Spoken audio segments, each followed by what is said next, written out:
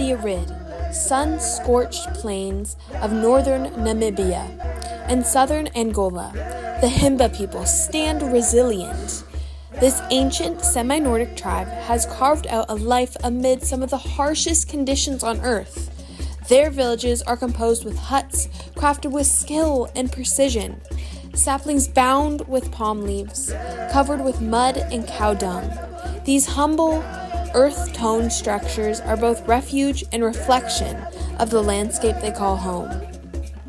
Though nearly eliminated during Namibia's war for independence, the Himba have endured, their culture and spirit stronger than ever. They live closely tied to their land and their heritage, speaking Oki Himba, a Bantu language primarily spoken in Namibia's Ukuni region and parts of Angola. It is a tonal language, meaning that the meanings of the word changes based on tone or pitch. Although this is the primary language spoken by the Himba, many community members speak with other languages, including Afrikaans and Portuguese. Despite the linguistic diversity of the region, Oki Himba remains an integral part of the cultural heritage and identity of the Himba people. To the Himba, the holy fire is more than a flame. It is a portal, a path through which they communicate with the spirits of their ancestors. Ancestors for the Himba are more than memories of those who have passed. They are active guardians of the present, guiding and watching over the community. The holy fire's presence symbolizes protection and continuity. If the fire is not lit, the space becomes off limits to foreigners. Crossing the fireplace in such a state is seen as great offense. The Himba people's spirituality aligns closely with shamanism. Their shamans serve as spiritual leaders and healers, navigating between the worlds of living and the spirits. Shamans are gifted with the ability to connect with ancestral spirits and the divine, acting as intermediaries for divination, healing, and safeguarding the community's well-being.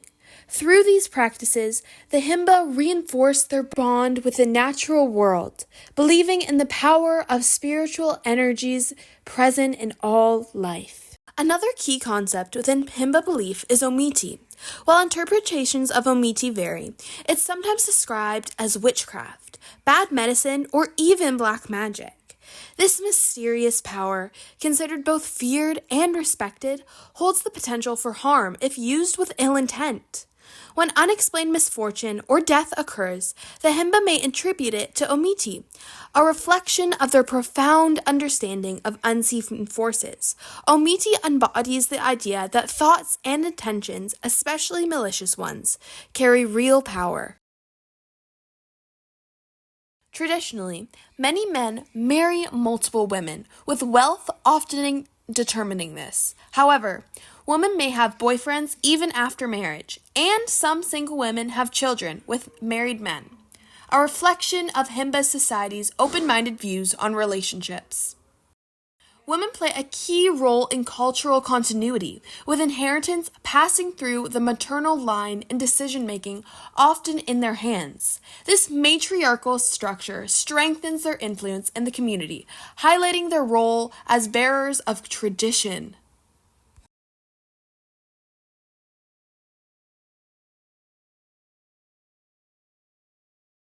Rites of passage are essential in Himba society. On marrying, a boy will be considered a man. Girls, however, will only be considered a woman once they have birthed their first child. At the onset of puberty, girls will start adding okize textured hair plates that can be arranged to veil the girl's face. Hair plates can also be tied together and held parted back from the face. After reaching puberty, Himba women wear the arimbe, a leather crown, while men use the red ochre paint. Once a girl has her first menstrual cycle, her status changes, and there is a ceremony to celebrate this rite of passage. Before attending the ceremony, the girl must leave the village for several days on her own. When she's back, the village organizes an animal to be sacrificed, which is usually a goat, and the girl receives jewelry that will show her new status. The initiation into adulthood involves a series of ceremonies and celebrations. These events are marked by music, dance, and communal gatherings.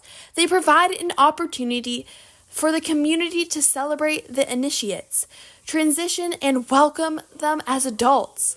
Followed by the completion of the initiation rituals, the initiates are reintegrated into the community as adults. They take on new responsibilities and roles, contributing to the community's well-being and preservation of their cultural heritage. Another rite of passage is cultural education, and during this period, they receive cultural education from older members of the community. They learn about their roles and responsibilities as adults, as well as important cultural practices, traditions, and values. Funerals and ancestor worship also play a critical role in Himba's rite of passages. Upon a death, a person is celebrated through various rituals intended to honor their life and ensure their peaceful transition into the afterlife. Family members may perform special dances, wear traditional attire, and apply otjis to show respect for the deceased.